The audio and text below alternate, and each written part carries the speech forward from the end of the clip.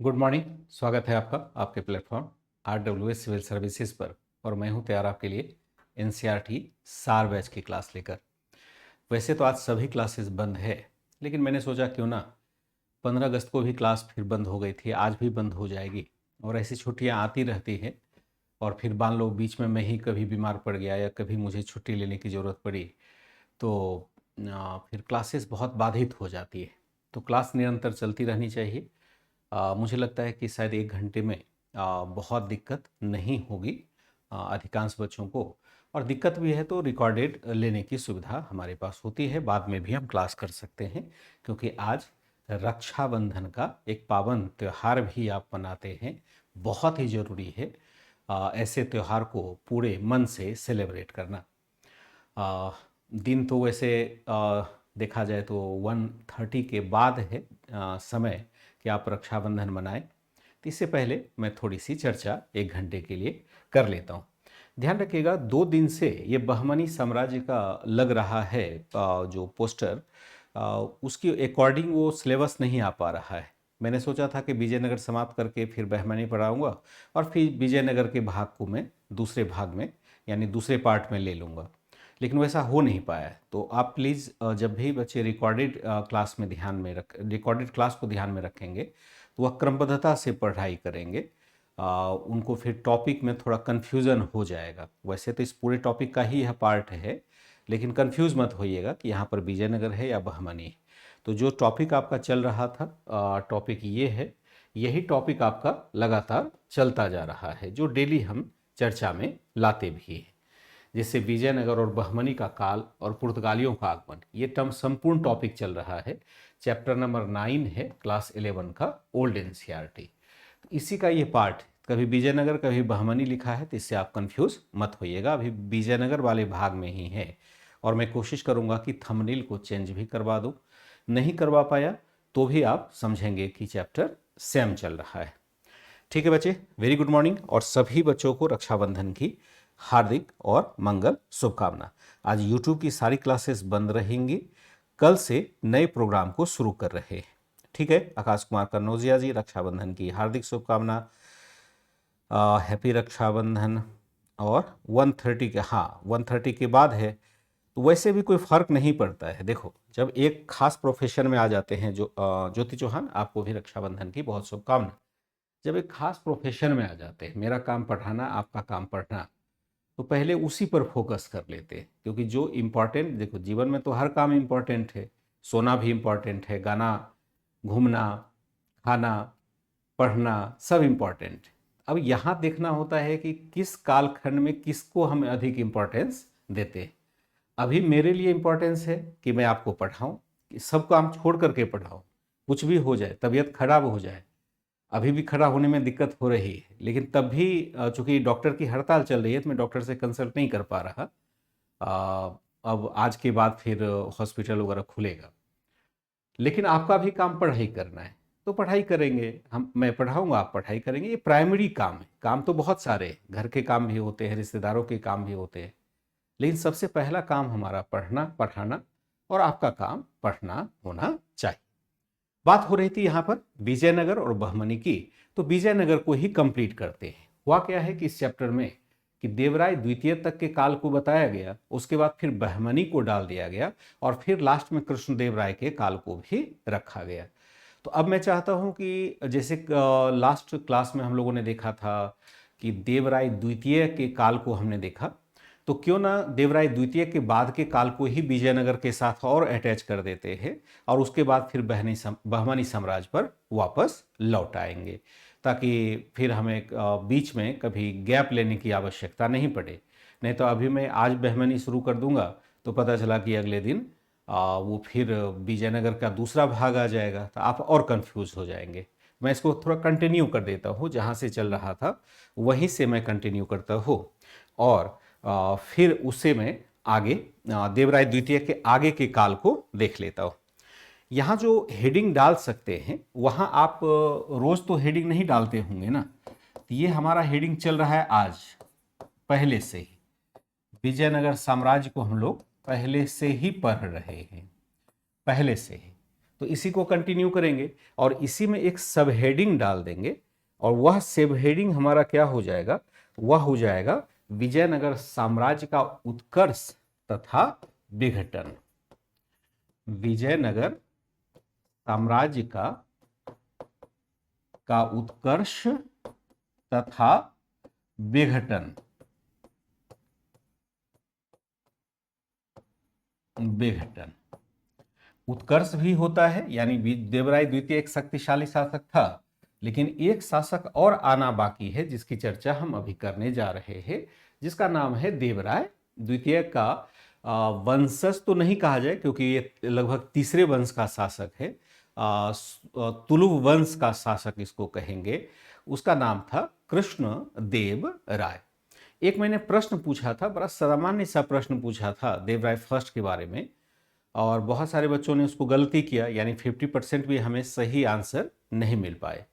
तो ये अगर मुझे आप शेयर कर दें कि वास्तव में जो गलतियां बच्चे कर रहे हैं, जो सही कर रहे हैं उनको तो दिक्कत नहीं है, और सारे बच्चे मुझे चैट भी करते हैं, लेकिन अगर यह कंफर्म कर दें कि जो बच्चे गलत क्यों हुआ, तो मुझे थोड़ा आइडिया लग पाए कि इतना करने के बाद, कि इतने धीरे धीरे पढ़ाने के बाद, एक एक चीज़ समझाने के बाद, एक एक बातें लिखाने के बाद फिर गलती क्यों हो रही है, क्या हमें समझने में दिक्कत हो रही है। क्योंकि मैं मान के चलता हूं अपनी जिम्मेवारी कि अगर मैं एनसीईआरटी बैच को पढ़ा रहा हूं तो इसके बाद दिक्कत आपको नहीं होनी चाहिए, नियम तो यही कहता है। लेकिन फिर भी अगर गलती हम कर रहे हैं तो इसका मतलब कुछ परेशानी तो है, चाहे आपकी तरफ से चाहे मेरी तरफ से, कुछ भी हो सकता है। तो यहां उत्कर्ष के कारण को हम देखते हैं। रिंकू कुमार बिल्कुल लेंगे, और आप भी तो ले रहे हैं क्लास, तो आपको भी बहुत बहुत शुभकामना रक्षाबंधन की। थोड़ी देर बाद चर्चा करते हैं, मैं इसको थोड़ा कंटिन्यू कर लेता हूं क्योंकि नहीं तो ये अधूरा छूट जाएगा। अब जरा इसकी थोड़ी भूमिका रख लेते हैं कि देवराय द्वितीय के पश्चात, देवराय सेकंड के पश्चात क्या होता है, पुनः उत्तराधिकार का संघर्ष प्रारंभ होता है। पुनः उत्तराधिकार का संघर्ष प्रारंभ हुआ, उत्तराधिकार का संघर्ष प्रारंभ हुआ। पुनः क्या होता है, उत्तराधिकार का संघर्ष प्रारंभ होता है। देवराय द्वितीय एक शक्तिशाली शासक है, उसकी मृत्यु के बाद फिर से हम देखते हैं उत्तराधिकार का एक संघर्ष प्रारंभ होता है। अब यहां पर कुछ छोटे छोटे शासक आते हैं जिसकी चर्चा हम तो एनसीईआरटी में नहीं कर पा रहे हैं, एनसीईआरटी में करने की गुंजाइश है नहीं क्योंकि किताबों में भी चर्चा नहीं की गई है। लेकिन अभी आपको याद होगा कि सुपर 60 क्लास एक अनाउंस किया गया है यूट्यूब के ऊपर, जो मैं कल से स्टार्ट कर रहा हूँ फर्स्ट टॉपिक के साथ। तो अगर आपको लगे कि मुझे इसमें कुछ इनपुट और डालने की ज़रूरत है समझने के लिए, तो वहाँ पर जब यह टॉपिक आ जाएगा, मुझे लगता है कि मध्यकालीन भारत में, तो वहाँ से कुछ इनपुट आप ले सकते हैं, मतलब देख सकते हैं। वहाँ तो मैं लिख करके नहीं पढ़ाऊँगा, पीडीएफ के माध्यम से पढ़ाऊँगा, तो मैक्सिमम फैक्ट्स में वहाँ पर कवर करने की कोशिश करने वाला हूँ। तो सल्तनत काल या विजयनगर है, जो कुछ एक ओवरव्यू और लेना चाहते हैं तो वह सुपर 60 क्लास वाले में आ जाएंगे, क्योंकि एक ही घंटे में पूरा का पूरा फैक्ट्स मैं आपको या तो पढ़ा दूंगा या लिख करके आपको दे दूंगा, ताकि एग्जामिनेशन में जो जा रहे हैं बच्चे उनको दिक्कत नहीं हो।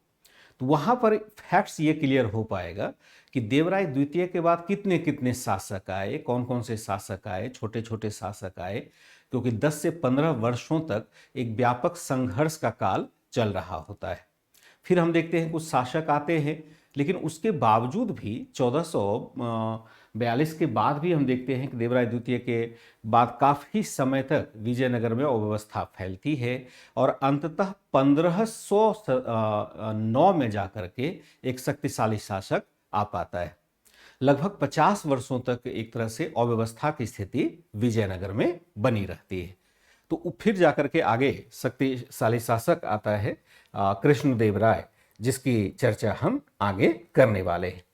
क्या देखते हैं कि उत्तराधिकार का संघर्ष प्रारंभ हुआ। इस दौरान हम क्या देखते हैं, इस दौरान अनेक छोटे छोटे शासक आए, अनेक छोटे छोटे शासक आए, छोटे शासक आए,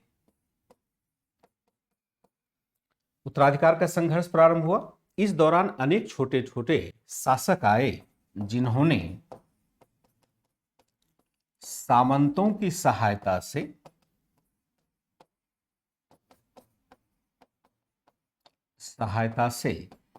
सत्ता प्राप्त किया, सामंतों की सहायता से सत्ता प्राप्त किया था। इसी क्रम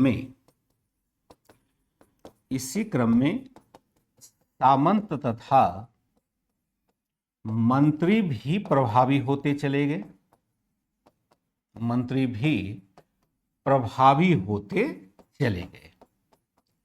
अब अगर आप सहायता प्राप्त करेंगे सामंतों की तो क्या होगा, वह शक्तिशाली बनेगा या नहीं बनेगा।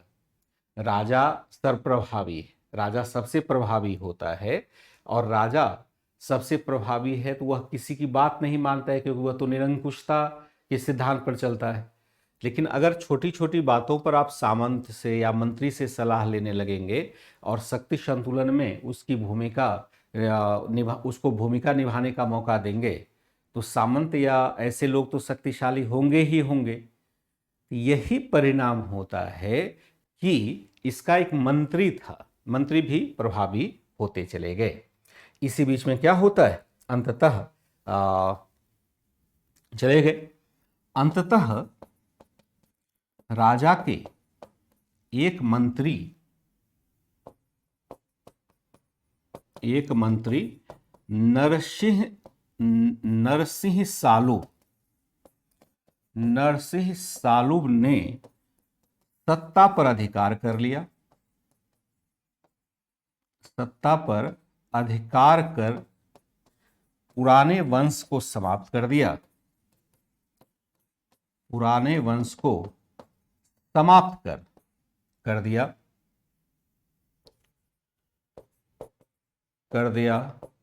तथा नए वंश सालुब वंश की स्थापना की, सालुब वंश की स्थापना कर ली। हालांकि ये स्थापना कर ली, हालांकि यह वंश भी बहुत दिनों तक नहीं चला,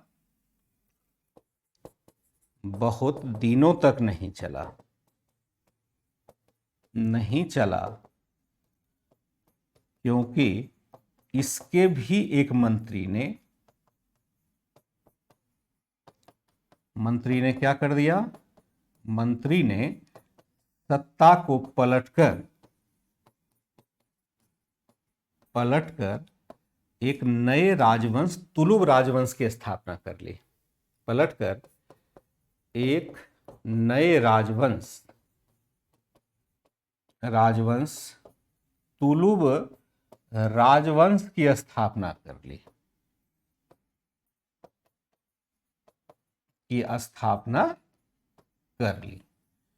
एक नए राजवंश तुलुब राजवंश की स्थापना कर ली।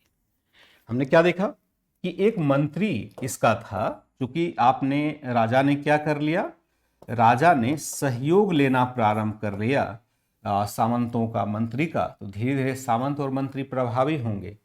इसी बीच में एक नरसिंह सालुब नामक सामंत था, मंत्री था इनफैक्ट, उसने सत्ता पर अधिकार कर लिया, बल्कि सेनानायक कहें तो ज्यादा अच्छा है, और एक नया वंश सालुब वंश स्थापित कर लिया। हालांकि ये राजवंश भी बहुत दिन नहीं चला पाए, क्योंकि जो इसका भी सहायक था उसने उसकी सत्ता को पलट दिया, क्योंकि जब सत्ता पलटने का खेल होता है तो फिर जो शक्तिशाली होता है वही सत्ता प्राप्त कर लेता है। यह तो सार्वभौमिक सिद्धांत है, और जब भी उत्तराधिकार के स्पष्ट नियम नहीं होते हैं तो इसकी संभावना सबसे अधिक होती है। और हमने प्राचीन भारत से लेकर के मध्यकालीन भारत तक देखा कि इस उत्तराधिकार के कोई सुस्पष्ट नियम किसी भी राजवंश के साथ लागू नहीं हुआ है। उत्तराधिकार का सुस्पष्ट नियम होता है कि पिता के बाद यानी राजा के बाद उसके बड़े पुत्र को सत्ता मिलनी चाहिए, जो कि भारतीय राज व्यवस्था का आधार बनाता है, यानी प्राचीन राज व्यवस्था का जब हम राजतंत्रात्मक व्यवस्था को देखते हैं तो। लेकिन कभी भी यह व्यवस्था सुव्यवस्थित रूप से स्थापित नहीं हो पाई। तो पहले नरसिंह सालुब ने सालुब राजवंश की स्थापना कर ली, फिर उसके भी सत्ता को पलट करके एक वीर नरसिंह था, उसने तुलुब राजवंश की स्थापना कर ली, तुलुब राजवंश की स्थापना कर ली।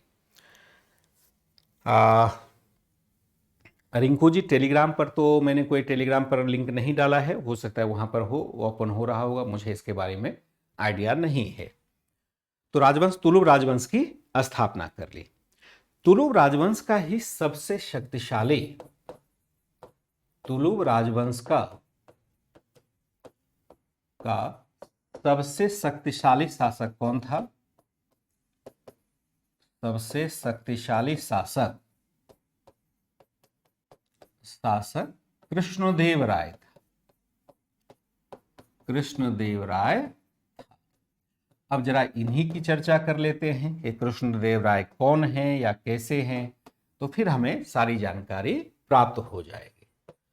ये हो जाएंगे कृष्णदेव राय। इन्हीं के बारे में हमें विशेष तौर पर पढ़ना है। और कब से कब तक है? 1509 से लेकर के 1530 ईस्वी तक। जो बच्चे पुराने हैं क्लास में, यानी पुराने का मतलब ये नहीं है कि सबने तो कोर्स साथ ही लिया है। पुराने का मतलब है जिन्होंने कभी इतिहास पढ़ा है या लगता है कि उन्होंने कुछ जानकारी पहले से हासिल कर रखी है, तो उनसे अगर मैं एक सवाल पूछूं तो क्या आप बता सकते हैं कि कृष्णदेव राय का यह कार्यकाल जो मैंने लिखा है 1509 से 1530 के बीच का, यह उत्तर भारत के किस शासक के साथ तुल्यता दिखता है, यानी किस शासक के साथ यह तुल्य होगा? कौन सा शासक इस काल में शासन कर रहा होगा? कुछ याद आ जा रहा है रेंडमली? तो अब किताब खोल के नहीं देखना है, गूगल नहीं करने बैठने जाना है, क्योंकि फिर पढ़ाई डिस्टर्ब हो जाएगा, फिर आप पढ़ाई में डाइवर्ट हो जाएंगे। अचानक से कुछ याद आ जाए, मतलब जैसे मैंने अभी पूछा कि कृष्णदेव राय के समतुल्य कौन सा उत्तर भारत का शासक इसमें शासन कर रहा होगा, अचानक से याद आ जाए, इसका मतलब है कि लिंक हल्का करने में हम सफलता प्राप्त कर रहे हैं। पढ़ाई ऐसे ही होती है, पढ़ाई रट करके नहीं होती है, और फिर उससे हमारे लिए और दूसरा नया चीज करने का अवसर प्राप्त हो जाता है या उत्साह बढ़ जाता है। ठीक है, कुछ वर्षों के बाद भी यहां इसकी चर्चा नहीं कर रहे हैं। अकबर नहीं होगा, हाँ बाबर हो सकता है, खुशी मौर्य, बिल्कुल आपने सही कहा। यहाँ देखो एनसीईआरटी की क्लास है ना, यहाँ पर कुछ बातें हम नहीं कहते, जैसे कि अगर विजयनगर आप एडवांस लेवल पर पढ़ेंगे, मैं ही जो अभी मैंने इसलिए कहा था कि सुपर 60 वाला जब मैं विजयनगर पढ़ा रहा हूँ तो वहाँ मैं पीडीएफ के माध्यम से पढ़ाऊँगा, तो बहुत सारे फैक्ट, जैसे कि पहली बार हम देखते हैं सालुब वंश की स्थापना हुई, तो उसे प्रथम बलापहार कहा जाता है। अब प्रथम बलापहार क्या है, यही बातें एनसीईआरटी में चूंकि चर्चा नहीं की गई है, तो यहाँ पर हम बात उसकी नहीं कर रहे हैं। फिर ऐसा तो है नहीं कि नरसिंह सालुब ने सत्ता हासिल किया तो उसके वंश में केवल नरसिंह सालुब ही होगा, उसके भी उत्तराधिकारी होंगे। इमाड़ी नरसिंह कौन है, वीर नरसिंह कौन है, फिर वीर नरसिंह है तो तुलुब वंश की स्थापना कैसे हुई, द्वितीय बलापहार किसको कहते हैं, तृतीय बलापहार किसको कहते हैं, ये सब विजयनगर के साथ बहुत सारे टर्म्स ऐसे जुड़े हुए हैं। लेकिन चूंकि इसकी चर्चा एनसीईआरटी में नहीं है तो हम भी इस कॉम्प्लिकेशन में क्यों पढ़े, क्योंकि इस क्लास में तो 12वीं क्लास के भी बच्चे बैठे हुए हैं, तो मैं उनको इस जटिलता में फंसाना नहीं चाहता। इसको एनसीईआरटी को ऐसे ही समाप्त कर लेते हैं और एडवांस पर हम जाकर के इसमें थोड़ा और ऐड ऑन कर लेंगे तो फिर ज़्यादा व्यवहारिक हो जाएगा। ठीक है ना बच्चे, तो समझ पा रहे हैं मेरी बात को? रिंकू कुमार, यही मैं कहना चाह रहा था। तो बाबर होगा, लेकिन अब है हमें अजीत सोनकर, मंजू निषाद आ गया, छवि गिरी है, ठीक है। तो क्या बाबर अचानक से आ गया था? अगर मैं आपसे विश्लेषण करूं तो बाबर अचानक से तो 1526 में आया, पानीपत की प्रथम लड़ाई 1526 में आता है। क्या उससे पहले कोई शासक ही नहीं था भारत में? इब्राहिम लोदी था, सिकंदर लोदी था, बहुत सारे शासक थे, उसकी भी तो चर्चा हमें करनी थी। तो जब हम माइंड पर स्ट्रेस डालते हैं कि लगता है सोचने की शक्ति, देखो क्या है, माइंड को हम एक्सपेंड कर सकते हैं। माने मन तो समझो कितने सारी कोशिकाएं होती है, कितने सारे इंफॉर्मेशन को यह ज्ञान कर सकता है, कैच कर सकता है। बस क्या होता है कि हम लिंक करने की कैपेसिटी धीरे धीरे बढ़ाते हैं। जैसे मैंने अभी आपको हिंट दिया कि बाबर तो 1526 में जाके आया, इसका कार्यकाल 1530 तक है, तो इसका मतलब 4 वर्ष पहले ही बाबर आया, तो 1509 से भी तो कोई रहा होगा भाई जी। तो यहाँ पर सिकंदर लोदी रहा होगा, फिर उसका बेटा इब्राहिम लोदी रहा होगा, ऊपर से देखते हैं राणा सांगा रहे होंगे। ये सब चर्चा मतलब नहीं हम खोज पा रहे हैं, परिप्रेक्ष्य हमारा स्पष्ट नहीं है, लेकिन मैं आपको दिशा दिखा रहा हूं कि यहां तक हम सोच सकते हैं। सोचने का तो हम कहीं तक सोच सकते हैं, यहां से हम वर्ल्ड हिस्ट्री में शिफ्ट कर जाएं कि यहाँ भारत में कृष्णदेव राय था तो वहां पर कौन था, या यह भी सोच सकते हैं कि अगर 1509 और 30 की बात हो रही है तो इस समय पुर्तगाली क्या कर रहे थे। बहुत सारी बातें धीरे धीरे जुड़ जाएंगी। मैं सिर्फ आपके दिमाग को खोलना चाहता हूं कि थोड़ा ओपन करके रखें, सब कुछ को आने दें दिमाग में, ठीक है। लेकिन जरूरी नहीं कि जवाब नहीं देते हैं तो कोई आवश्यक नहीं है कि सारी बातें एक साथ सोच ही पाएंगे। यहां हम क्या देखते हैं कि यहां पर कि कृष्णदेव राय है, यह तुलुक वंश का, या माना जाता है कि यह सबसे शक्तिशाली था। यह क्या था, माना जाता है कि संपूर्ण विजयनगर साम्राज्य का, विजयनगर काल का सबसे मजबूत, सबसे महत्वपूर्ण राजा यही था, महत्वपूर्ण शासक यही था, महत्वपूर्ण शासक यही था। यानी विजयनगर की चर्चा अगर हम कभी करते हैं तो अन्य शासकों के साथ तो करते ही करते हैं, लेकिन सबसे महत्वपूर्ण तरीके से जो शासक होगा, महत्वपूर्ण शासक जो होगा वह यही होगा, कृष्णदेव राय ही होगा। क्योंकि विजयनगर हम जानते हैं तो इसी के नाम से ही जानते हैं और किसी के नाम से नहीं जानते। इसने हमने क्या देखा, इसने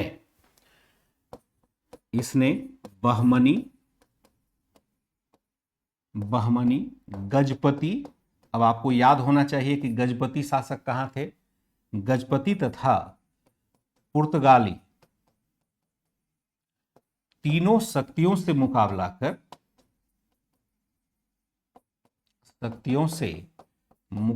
कर विजयनगर को एक श्रेष्ठ राज्य के रूप में स्थापित कर दिया।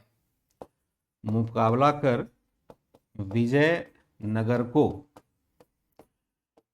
एक श्रेष्ठ राज्य के रूप में, या श्रेष्ठतम राज्य के रूप में स्थापित कर दिया। इसकी चर्चा तत्कालीन सभी विदेशी यात्री द्वारा की जाती है। इसकी प्रशंसा तत्कालीन सभी विदेशी शासकों द्वारा की जाती है, सभी विदेशी यात्रियों द्वारा की जाती रही है।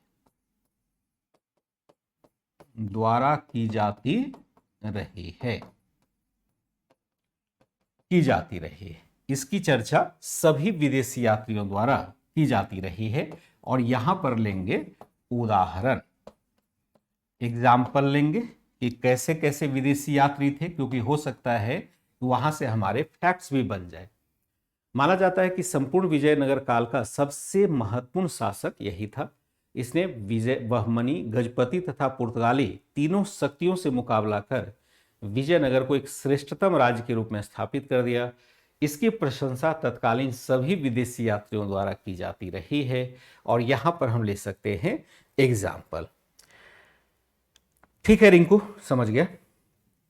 यहां पर ले सकते हैं एग्जाम्पल कि कुछ विदेशी यात्री इसकी कैसी चर्चा करता है। जैसे खास करके हम देखें तो एक विदेशी यात्री जो आता है वह आता है आपका डोमिंगो पायस। कई यात्रियों की चर्चा करेंगे। जैसे हम कहते हैं, एक मान लो डोमिंगो पायस, नाम याद रखिएगा, पायस, कहीं कहीं आपको ये भी लिखा मिलेगा पैस, ये उच्चारण का फेर है। ये क्या है? पुर्तगाली यात्री, पुर्तगाली यात्री है। यह कहाँ का यात्री है? पुर्तगाल का है। डोमिंगो पायस या पैस, यह कहाँ का यात्री है? पुर्तगाल का यात्री है। यह क्या कहता है? सॉरी, डोमिंगो पायस इटालवी यात्री है, इटली का यात्री है, इटली का यात्री है। इटली क्षेत्र है ना, पुर्तगाल देश है, इटली देश है। अगर आपको कहा जाए, जैसे आप कहते हैं कि मैप लेते हैं, समझ नहीं आता क्या पढ़ना है। अब मैंने 2-3 क्षेत्र की चर्चा कर दी कि ये पुर्तगाल है, ये इटली है। क्या मेरा फर्ज नहीं बनता है कि तुरंत फटाफट स्कूल एटलस को खोले? देखिए आखिर पुर्तगाल है कहाँ, और पुर्तगाल अगर है तो पुर्तगाल यहाँ है तो इटली कहाँ है, यह भी देख लिया। क्या पुर्तगाल और इटली के बीच में कोई रास्ता है आने जाने के लिए? क्या उसके आसपास और कोई देश है या नहीं है? ये सारे परिप्रेक्ष्य हमें धीरे धीरे दिमाग में आने लग जाते हैं। वैसे तो क्लास 1 से ही ये सब बातें पढ़ाई जाती है, लेकिन पहले हम लोग ध्यान नहीं दे पाते हैं। लेकिन अब तो पूरे विश्व की कोई भी घटनाएं आपके पहुंच से परे नहीं होनी चाहिए। जब कंपटीशन के एग्जाम में देने जाते हैं, कंपटीशन देने जाते हैं, तो हर प्रकार की घटनाओं को आपको कवर करना पड़ता है, हर प्रकार की जानकारी लेनी पड़ती है, चाहे भारत के संदर्भ में हो, चाहे उत्तर प्रदेश के संदर्भ में हो, चाहे आपके गांव के संदर्भ में हो, जिले के संदर्भ में हो, राज्य के संदर्भ में हो, भारत हो, विश्व हो, पाकिस्तान हो, चाइना हो, कुछ भी न्यूज है सब पर आपकी नज़र बनी रहनी चाहिए। तो नज़र तभी बनी रह पाएगी जब आप मैप के माध्यम से उस देश को समझ पाएंगे। नहीं तो मैं कहूँगा कि आप चले जाइए मलेशिया, मलेशिया में ये दिक्कत आ गई, आप कैसे महसूस करेंगे मलेशिया में क्या दिक्कत आ गई, मलेशिया है कहाँ? तो दिमाग में मैप बनेगा, मैप के साथ हम कनेक्ट कर पाएंगे। यहाँ पर ये क्या है? पुर्तगाली नहीं बल्कि इटालवी यात्री है, इटली का यात्री है, और यह भारत आता है और यह भारत का विवरण देता है और बताता है। ये कई साल तक रहता है आपका इसके विजयनगर के शासक के साथ। यह क्या बताता है? यह राजा को, यह क्या होता है? यह कृष्णदेव राय को न्यायप्रिय बताता है, न्यायप्रिय तथा धर्मनिरपेक्ष शासक बताता है, निरपेक्ष शासक बताता है। हालांकि यह भी कहता है कि इसे गुस्सा बहुत जल्दी आता था। यह भी कहता है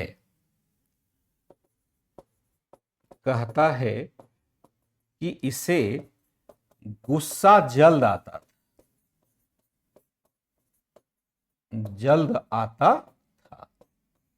हालांकि यह भी कहता है कि इसे गुस्सा जल्द आता था। यह कृष्णदेव राय को न्यायप्रिय तथा धर्मनिरपेक्ष शासक बताता है। हालांकि यह भी कहता है इसे गुस्सा जल्द आ जाता था। यानी किसको? कृष्णदेव राय को गुस्सा जल्दी आ जाता है। और हमने क्या देखा कि यहां पर इसके बारे में यह विवरण देता है। सामुद्रिक रास्ता था ओनली, हाँ माइंड में है मैप मंजू? बिल्कुल, अगर है तो कोई दिक्कत नहीं है, ठीक है, सबसे अच्छी बात है। फिर एक दूसरा यहां पर हो जाएगा आपका, जो एक डोमिंगो पायस हमने देखा, एक होगा आपका दुआर्ते बारबोसा। कहीं कहीं लिखा होता है बारबोसा, ऐसे भी लिखा रहेगा। ये आपका था पुर्तगाल का नागरिक, पुर्तगाली यात्री। ये कहाँ का है? ये पुर्तगाल का यात्री है। तो दुआर्ते बारबोसा भी एक इंफॉर्मेशन यहां पर इसके बारे में छोड़ता है। इसने कहा कि यह क्या है? यह राजा बताता है कि राजा न्याय तथा दंड समता देने वाला है, दंड समता में विश्वास रखता है,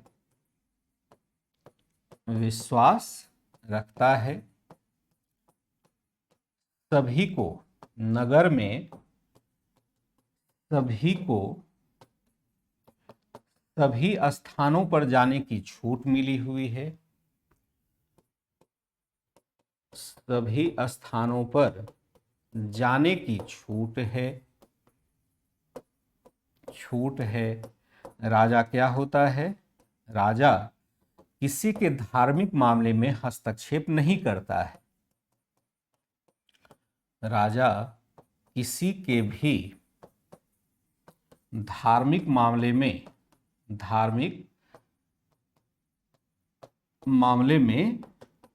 हस्तक्षेप नहीं करता है।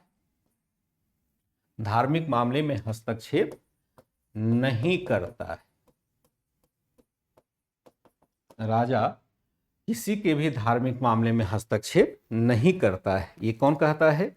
दुआर्ते बारबोसा कहता है। यह कौन है? एक पुर्तगाली लेखक है। यह एक पुर्तगाली लेखक है जो कहता है कि यह क्या कर रहा है?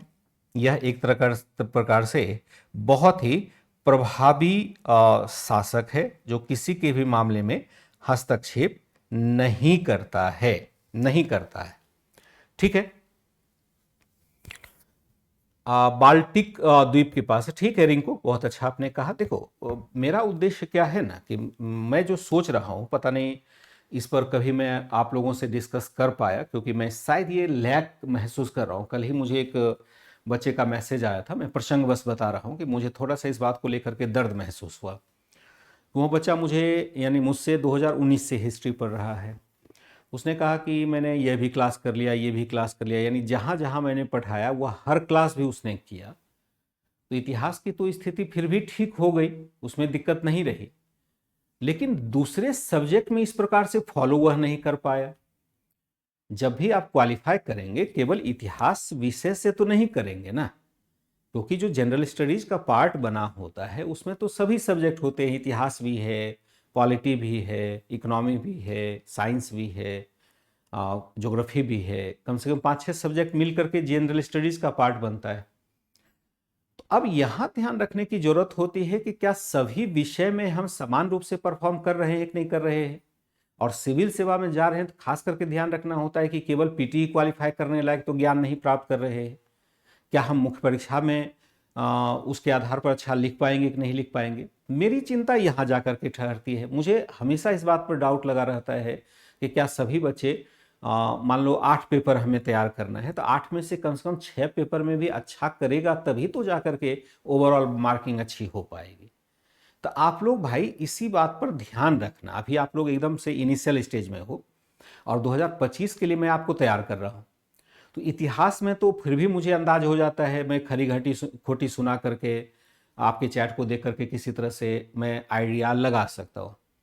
लेकिन हर सब्जेक्ट में हमें परफॉर्म करना है, बैलेंस बना के चलना होता है। तो बैलेंस अगर बिगड़ा कहीं तो फिर सारा कुछ बिगड़ता चला जाएगा। उस पर थोड़ा फोकस करके रखना है। जरूरत होगी हम पर्सनली बात कर लेंगे, बीच बीच में बात करते ही रहेंगे। क्लास कम करके बात करना होगा तो केवल बात करने का ही काम करेंगे, लेकिन सहायता थोड़ी सी विशेष रूप से आपको चाहिए। कारण है एक दूसरे को लिंक नहीं करेंगे तो पता चला प्रश्न कुछ पूछा जा रहा है और मीनिंग उसका हम कुछ अलग निकाल रहे हैं। सही तरीके से नहीं लिखेंगे, क्वालिफाई नहीं करेंगे, यही एक दिक्कत है। तो आपने सही कहा, अगर मैप, इसलिए मैंने कहा था मैप देखते रहिए तो आपको आइडिया आ जाएगा। राजा किसी के भी धार्मिक मामले में हस्तक्षेप नहीं करता है। यहां हमने क्या देखा कि ये जो विवरण दिया जा रहा है वह क्या है? वह दिखा रहा है यह एक शक्तिशाली राज है। ठीक है, यह एक शक्तिशाली राज बन गया है। कुल मिलाकर के कृष्णदेव राय ने, लिख सकते हैं, कुल मिलाकर कृष्णदेव राय ने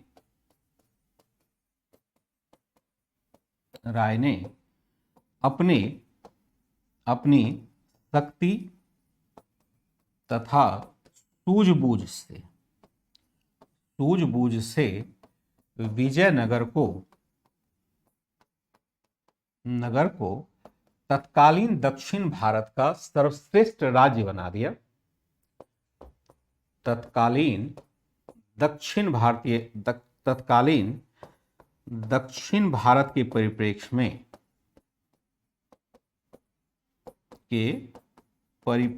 में श्रेष्ठ राज्य बना दिया। इसके लिए इसके लिए उन्होंने क्या किया, 2-3 काम किया। उन्होंने अपने राज्य की सीमा को सुदृढ़ किया,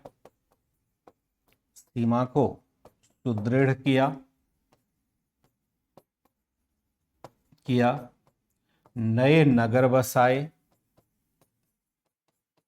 नगर बसाए। ओडिशा के गजपतियों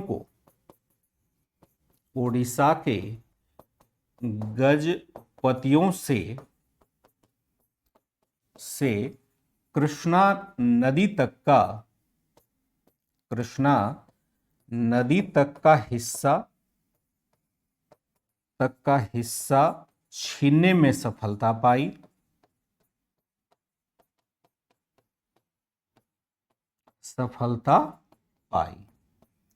क्या कहा इसने कि अपने राज्य की सीमा को सुदृढ़ किया, नए नगर बसाए, ओडिशा के गजपतियों से कृष्णा नदी तक का हिस्सा छीनने में सफलता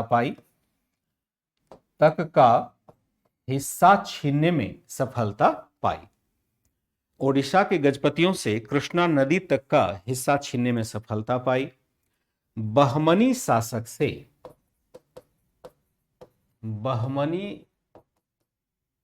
शासकों से रायचूर द्वाब प्राप्त करने में सफलता पाई।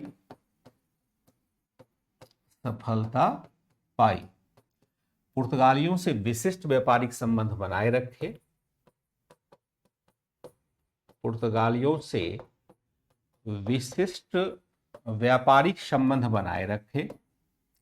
विशिष्ट व्यापारिक संबंध बनाए रखे।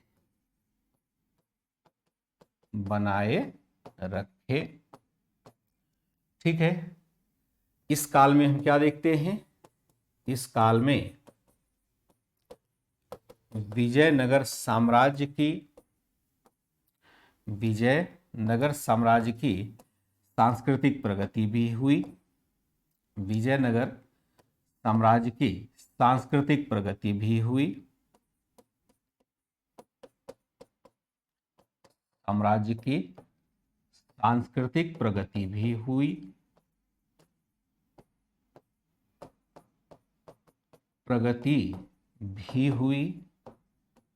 विजयनगर साम्राज्य की सांस्कृतिक प्रगति हुई।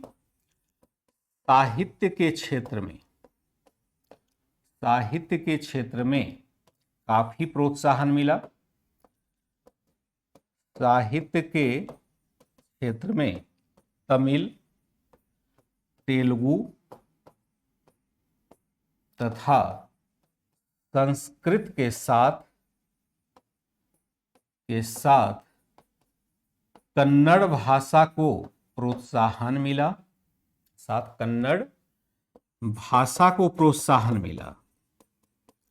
अब ये बता सकते हैं क्या आप लोग मन ही मन कि तमिल भाषा का विकास किस क्षेत्र में हुआ होगा, तेलुगु भाषा का विकास किस क्षेत्र में हुआ होगा, कन्नड़ भाषा का विकास किस क्षेत्र में हुआ होगा? संस्कृत तो खैर सब जगह हो सकता है। देखिए, तमिलनाडु का एरिया है तो वहां तमिल भाषा का विकास हुआ। आंध्र प्रदेश के क्षेत्र में तेलुगु भाषा का विकास हुआ। कन्नड़ यानी कर्नाटक क्षेत्र में कन्नड़ भाषा का विकास हुआ और संस्कृत भाषा का विकास तो हुआ ही हुआ। यह एक विशिष्ट राजवंश इस मामले में ठहरता है कि एक ही राजवंश के शासकों द्वारा इतने भाषा और साहित्य को संरक्षण दिया हुआ उदाहरण कहीं नहीं दिखता है जितना विजयनगर के शासन में देखते हैं। क्योंकि विजयनगर का विस्तार अगर देखेंगे तो हर जगह है। अगर आप विजयनगर के शासन का विस्तार देखें तो आप देखिए हर जगह है। मान लीजिए यहाँ पर हम आते हैं, इस क्षेत्र में आते हैं, ये आंध्र है। आंध्र में हम क्या देखते हैं? तेलुगु को हम प्रोत्साहन देखेंगे। यहाँ अगर हम देखते हैं ये तमिलनाडु है। तमिलनाडु में हम किसको देखते हैं? तमिल भाषा को देखते हैं। इस क्षेत्र में मैसूरू का क्षेत्र है, ये आपका कर्नाटक का क्षेत्र है। यहाँ कन्नड़ भाषा बोली जाती है, और संस्कृत हम ओवरऑल सभी में देखेंगे। ये पहला ऐसा राजवंश था जिसने कि हर भाषा को, खास करके दक्षिण भारतीय भाषा को प्रोत्साहन दिया। ऐसा बहुत कम राजवंश मिलेगा जिसने सबके, जैसे आप चोल को देखेंगे, तो वो केवल आपको तमिल भाषा के विकास के लिए सहायता करेगा। बाद में आप देखेंगे मैसूर में, कर्नाटक में सरकार स्थापित हो तो कन्नड़ भाषा की बात करेगा। आंध्र प्रदेश में है तो वो तेलुगु भाषा की बात करेगा। लेकिन इसने ओवरऑल सभी भाषाओं के विकास में बहुत ही महत्वपूर्ण योगदान दिया। इसलिए विजयनगर को हम एक श्रेष्ठ राज्य इस मामले में कहते हैं कि ये सभी को आज़ादी देता है अपना काम करने का। साहित्य के क्षेत्र में तमिल, तेलुगु तथा संस्कृत के साथ कन्नड़ भाषा को प्रोत्साहन दिया। कृष्णदेव राय स्वयं विद्वान था और 2 काव्य की भी रचना यह करता है। यह भी लिख सकते हैं, कृष्णदेव राय स्वयं विद्वान था तथा इसने तेलुगु तथा संस्कृत में 2 महत्वपूर्ण ग्रंथ लिखे। संस्कृत में 2 महत्वपूर्ण ग्रंथ लिखा है इन्होंने, जिसको कि आप शायद पहले फैक्ट्स के रूप में जानते होंगे, जैसे आमुक्तमाल्यदा, ये आपका तेलुगु भाषा में हो जाएगा, और एक हो जाएगा आपका जाम्बती कल्याणम हो जाएगा। ये क्या है आपका, संस्कृत का है, संस्कृत भाषा में ये लिखा गया है। ये क्या है, तेलुगु भाषा में लिखा गया है। इस काल में हम क्या देखते हैं, इस काल में अनेक स्थापत्य का भी निर्माण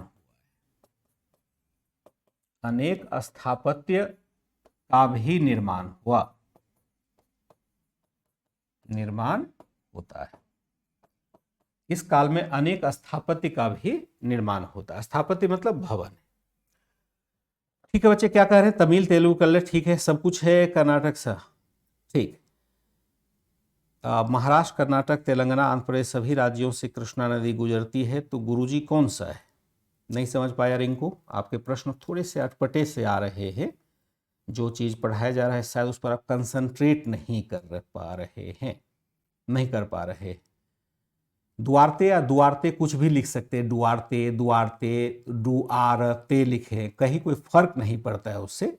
जैसा आप लिखना चाहें लिख सकते हैं। वो क्या है ना कि कोई एक निश्चित शब्द है ही नहीं। इसके लिए हम मान के चलते हैं कि जो आप लिखना चाहें वो लिख लें, कोई दिक्कत नहीं है। ठीक है, इसलिए सभी प्रकार के कोई भी लिखे ना अजीत सोनकर जी, कोई दिक्कत नहीं है। दुआरते लिखा है कि डुआरते लिखा है, कोई दोनों में लिखेंगे, दोनों में से कोई फर्क नहीं पड़ता है। एक अगर 2 जगह लिखा हुआ है तो वह लिख देता हूं मैं। डोमिंगो पायस है आपका, दुआरते लिखा है, डुआरते या दुआरते दोनों लिख सकते। देखिए मैंने तो लिखा है आपको डुआरते, मैंने लिखा है आपका डुआरते, लेकिन आप अगर लिखते हैं दुआरते तो भी कोई फर्क नहीं पड़ता है। बात एक ही है, उच्चारण हम डॉ को डी को द करें, डी को द करें, एक ही जैसा है। इस काल में अनेक स्थापत्य का भी निर्माण हुआ दिखता है। अनेक स्थापत्य का निर्माण हुआ हम देखते हैं इसके काल में। ठीक है जी, यहां तक बातें क्लियर हो पा रही है सभी का? एक बार कंफर्म करेंगे। हालांकि हम क्या देखते हैं, इसने हमने क्या देखा कि इसने एक खास बात यह रही, हालांकि पुर्तगालियों पर इसकी निर्भरता बहुत अधिक बढ़ जाती है। स्थापत्य का निर्माण हुआ, अनेक स्थापत्य का निर्माण हुआ। कृष्णदेव राय ने तो वैसे ऐसे लिख सकते हैं, कृष्णदेव राय ने तो वैसे एक बेहतर शासन व्यवस्था की स्थापना की। कृष्णदेव राय ने वैसे तो एक बेहतर शासन व्यवस्था की स्थापना की, शासन व्यवस्था की स्थापना की, लेकिन दक्षिण भारत के संदर्भ में स्थापना की, लेकिन दक्षिण भारत के संदर्भ में व्यापार में संदर्भ में सामुद्रिक व्यापार में अधिक हिस्सेदारी हमेशा बरकरार रखने के लिए संदर्भ में सामुद्रिक व्यापार पर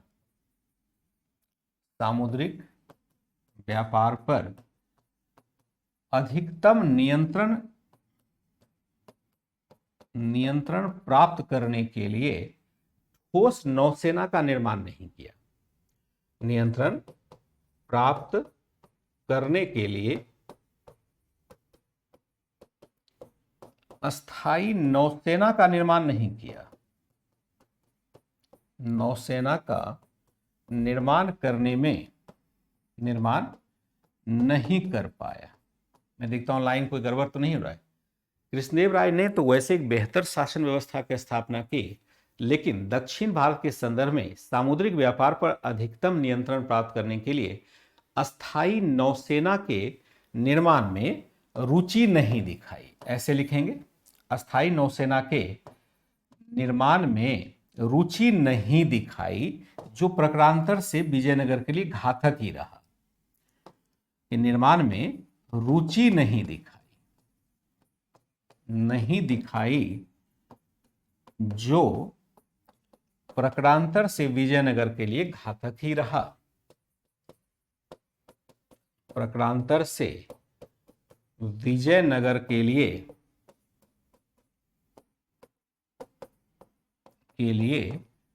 घातक ही रहा। क्या रहा? रुचि नहीं दिखाई, जो प्रकारांतर से विजयनगर के लिए थोड़ा घातक हो जाता है।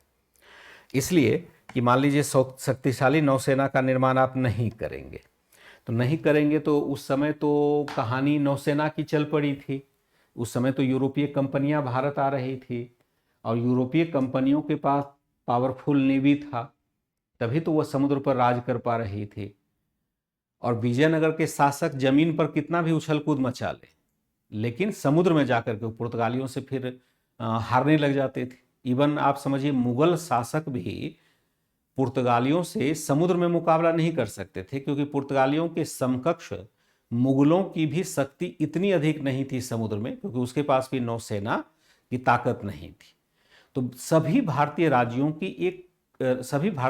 का एक बहुत बड़ा दोष रहा कि वह बाहरी दुनिया के बारे में बहुत कम जानकारी रख पा रहा था, या तो खुद की दुनिया में इतना मस्त था कि उसको बाहरी दुनिया से संपर्क का कोई अंदाजा नहीं था। जबकि बाहर से जो यात्री आ रहे थे, बाहर से जो भी व्यापारिक कंपनियां आ रही थी, उसके पास एक शक्तिशाली नौसेना था। अगर हम जमीन पर लड़ाई करते हैं तो हम हटा देते उसको ऑलवेज, लेकिन वो भाग करके समुद्र में चला जाता, फिर आपको उसका क्या कर लेते हैं? समुद्र में तो आप जा ही नहीं सकते। इसलिए यह विजयनगर के लिए घातक सौदा रहा कि पुर्तगालियों पर हमने निर्भरता बढ़ा दी। हमारी सुरक्षा पुर्तगाली करेंगे, हमारी तरफ से पुर्तगाली युद्ध कर लेंगे, लेकिन अपनी नौसेना बनानी चाहिए थी विजयनगर के शासक को। यह थोड़ी सी कमी हम निकाल सकते हैं, थोड़ी कमी ढूंढ सकते हैं। इसकी कृष्णदेव राय जैसे कवियों की, कृष्णदेव राय जैसे एक तरह से लोगों की भी कमी ढूंढ सकते हैं। ये था आपका घातक ही रहा। मान के चलें कृष्णदेव राय एक शक्तिशाली शासक रहा फिर भी। अब जरा देख लेते हैं कृष्ण देव राय के पश्चात यहां पर क्या होता है? कृष्णदेव राय के पश्चात फिर से वही स्थिति आ जाती है जो स्थिति पहले थी। कृष्णदेव राय के पश्चात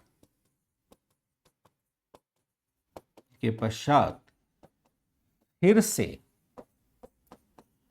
से सत्ता संघर्ष प्रारंभ हो गया।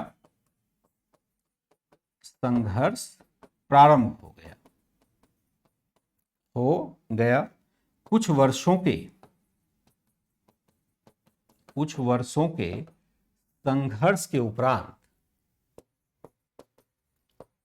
संघर्ष के उपरांत सत्ता अंत किसके पास आई? अंततः एक शासक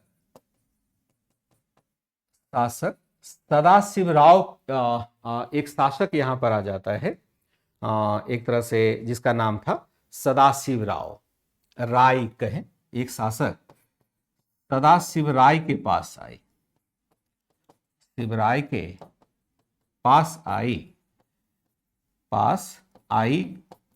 हालांकि इस काल में सत्ता की वास्तविक बागडोर, इस काल में सत्ता की वास्तविक बागडोर किसके पास रही? वास्तविक बागडोर इसके मंत्री रामराय के पास रही। रामराज कर दीजिएगा, रामराज के पास रही। रामराज क्या था? एक योग्य सामंत और मंत्री था। सामंत तथा मंत्री था। इसने दक्षिण के मुसलमान शासकों से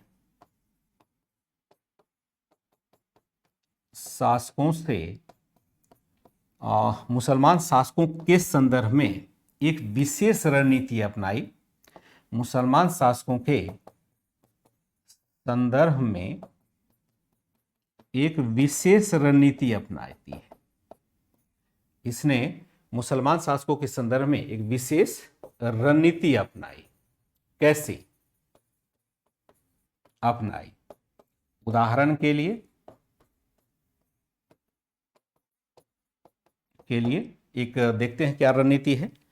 देखिए, कृष्णदेव राय के पश्चात फिर से सत्ता संघर्ष प्रारंभ हो गया। कुछ वर्षों के संघर्ष के उपरांत सत्ता अंततः एक शासक सदाशिव राव के पास चली आ जाती है, सदाशिव राय के पास चली आती है। हालांकि इस काल में सत्ता की वास्तविक बागडोर उसके मंत्री रामराज के पास रही। रामराज एक योग्य सामंत तथा मंत्री था। इसने दक्षिण के मुसलमान शासकों के संदर्भ में एक विशेष रणनीति अपनाई थी। कैसी रणनीति अपनाई थी? उदाहरण के लिए इसने सभी, उदाहरण के लिए करें, यहां लिख दिया था क्या? उदाहरण के लिए मैं देख लेता हूं, अगर नहीं लिखा है तो यहां एग्जाम्पल पहले लिखेंगे। हाँ, उदाहरण के लिए लिख दिया है। यहां पर लिखा है इसने बहमनी साम्राज्य के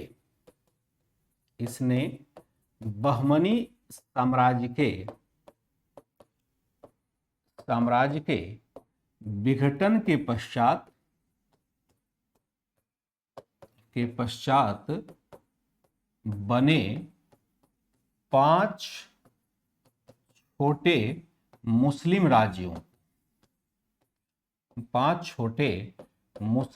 राज्यों को आपस में लड़ाने की रणनीति अपनाई।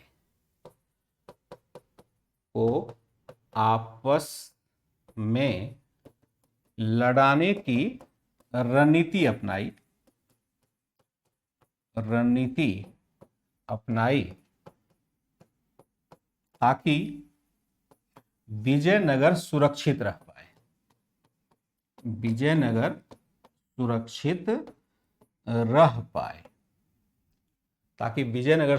रह पाए। अब देखिए इसका मतलब क्या है। ये विजयनगर साम्राज्य, बहमनी साम्राज्य का विघटन, लास्ट जिस कालखंड की हम बात कर रहे हैं, तब तक अभी तो हम लोगों ने बहमनी पढ़ा ही नहीं है। तो बहमनी साम्राज्य भी जो था वह विघटित हो गया और उसमें चूंकि छोटे छोटे सरदार थे, उसने अपने अपने राज्य की स्थापना कर ली। कई राज्यों की चर्चा हम आगे सुनेंगे, जैसे गोलकुंडा है, बीजापुर है, बरार है, अहमदनगर है, 4-5 राज्य की स्थापना, बीदर है, 4-5 अलग अलग राज्य की स्थापना हो गई। अब पहले बहमनी था तो बहमनियों से जूझना फिर भी आसान था कि एक हम शासक से समझौता कर लेते हैं, फिर झंझट खत्म। अब तो 5 शासक हो गया, अब 5 से लगातार युद्ध करना पड़ेगा। तो राम राय बूढ़ा जैसा व्यक्ति था, वो बड़ा होशियार था, जिसको नहीं कहते चाणक्य जैसा कूटनीतिज्ञ था। उसने कहा अच्छा इस पांचों से लड़ाई करना मेरा तो संभव नहीं होगा, क्योंकि विजयनगर की शक्ति भी उतनी नहीं थी। उसने कहा इस पांचों को ही भिड़वा देते हैं और आपस में एक दूसरे को लड़ाता रहता था। कभी बीजापुर के सहयोग से बीदर पर चढ़ाई कर दे, कभी गोलकुंडा की हेल्प कर दे, कभी इसको हेल्प कर दे, कभी उसको हेल्प कर दे। मतलब इस प्रकार का तिक्रम भिड़ाता रहता था कि किसी राज्य में एकता स्थापित नहीं। लेकिन यह तिक्रम कब तक चलेगा? जब सभी दक्षिणी राज्यों ने जान लिया ये रामराज ही है जो कि हमें लड़ाने का काम कर रहा है, आपस में मेरी दुश्मनी तो है नहीं, फिर सब एक हो जाते हैं और सब ने संगठित रूप से विजयनगर पर हमला कर दिया, जिसको हम फाइनली एक फैक्ट के रूप में जानते हैं, तालीकोटा की लड़ाई।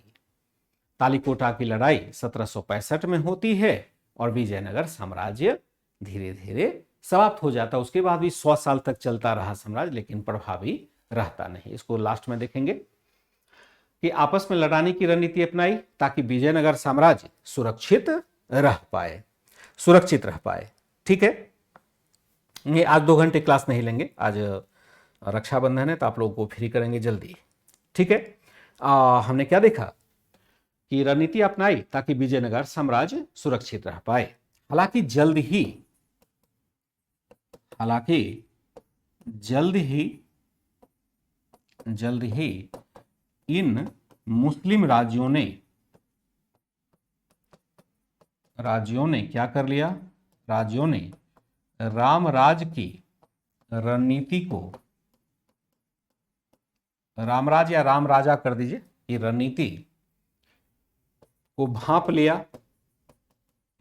लिया तथा आपस में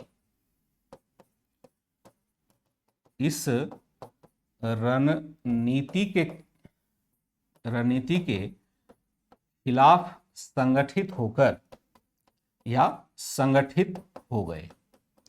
आपस में इस रणनीति के खिलाफ संगठित हो गए। इसी संगठन का नतीजा था और इसी संगठन के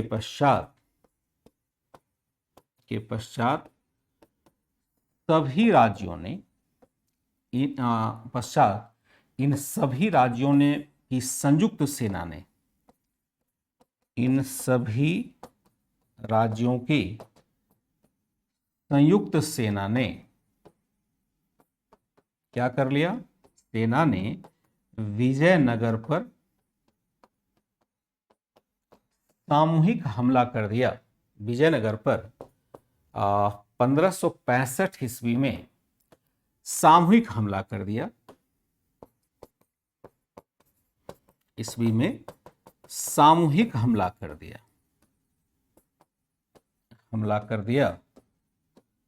यह लड़ाई कब होती है? यह लड़ाई तालीकोटा में होती है। तालीकोटा के पास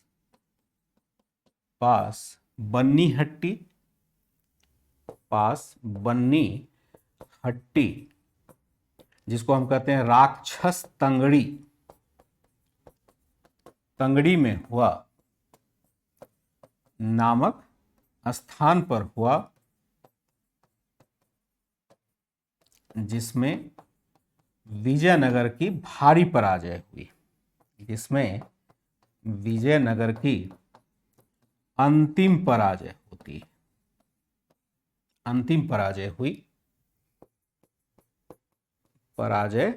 हुई। इस युद्ध के पश्चात विजयनगर का अस्तित्व तो बचा रहा। इस युद्ध के पश्चात विजयनगर का अस्तित्व तो बना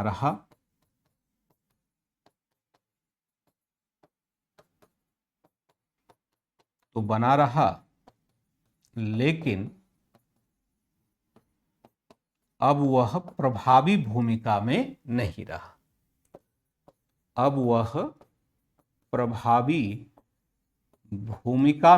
रहा।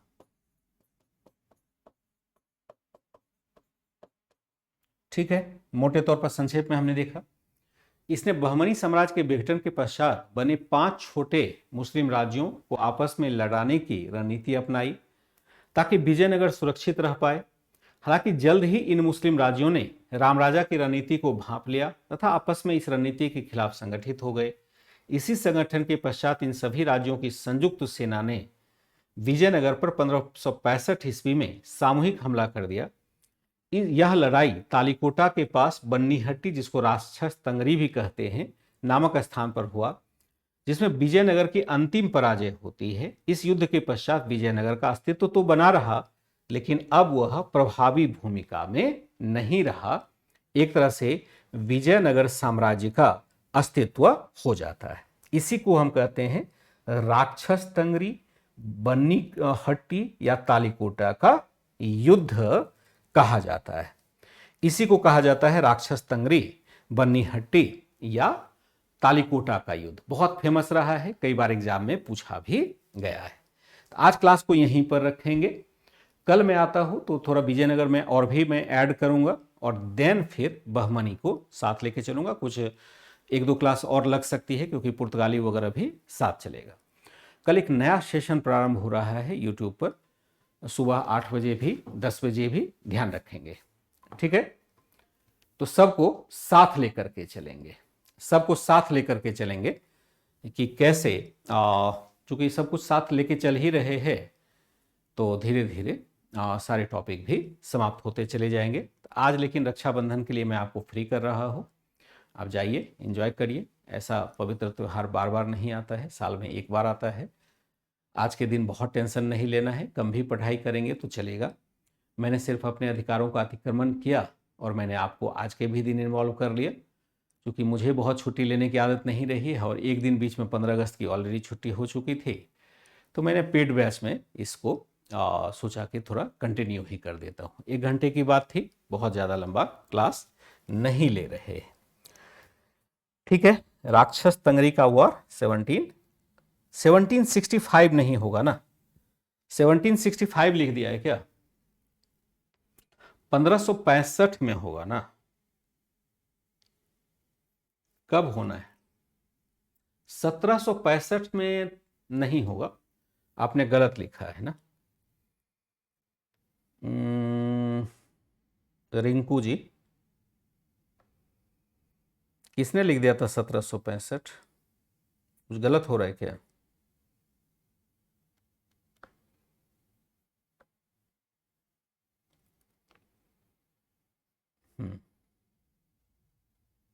क्या लिख दिया है रिंकू? थोड़ा सा चैट आप स्पष्ट करो। रिंकू, आप क्लास में आए, बहुत स्वागत है आपका, लेकिन मुझे लग रहा है कि आपको थोड़ा सा चैट करने में दिक्कत हो रही है। आप कुछ सोच अलग रहे हो, लिख कुछ अलग रहे हो। क्लास के साथ जब लाइव क्लास में होते हैं तो लाइव क्लास की बात करते हैं, उसी के अकॉर्डिंग ही चैट भी करते हैं, ताकि टीचर भी तुरंत समझ जाए। नहीं तो किसी बच्चे के साथ खड़े रहने का इतना समय कहाँ हो पाएगा, दूसरे बच्चे भी डिस्टर्ब हो जाएंगे। चलिए, रक्षाबंधन की बहुत बहुत शुभकामना। आज की क्लास को एंड करते हैं। कल मैं फिर मिलता हूं मंगलवार को आपके। हाँ, ध्यान रखेंगे कि कल की क्लास जो मंगलवार की होती है वह तो सुबह नहीं हो पाती है, क्योंकि सुबह फिर दूसरा सेशन 8 से 10 लगा रहता है। तो कल की क्लास शाम को 6 बजे हो पाती है, याद है ना? कल की क्लास शाम को 6 बजे होगी, याद रखिएगा। मुझे याद अभी आ गया कि कल तो आपका सेशन होगा शाम को 6 बजे, क्योंकि दोनों क्लास फिर एक समय लाइव नहीं ले पाएंगे, एक को रिकॉर्डेड देना पड़ता है। यहाँ पर होगा कल, यानी 20 अगस्त को, मंगलवार लिख देते हैं। मंगलवार को आपकी क्लास कब होगी? मंगलवार को क्लास जो होगी, क्लास शाम 6 बजे होगी, ऐसा होगी। ऐसा प्रत्येक मंगलवार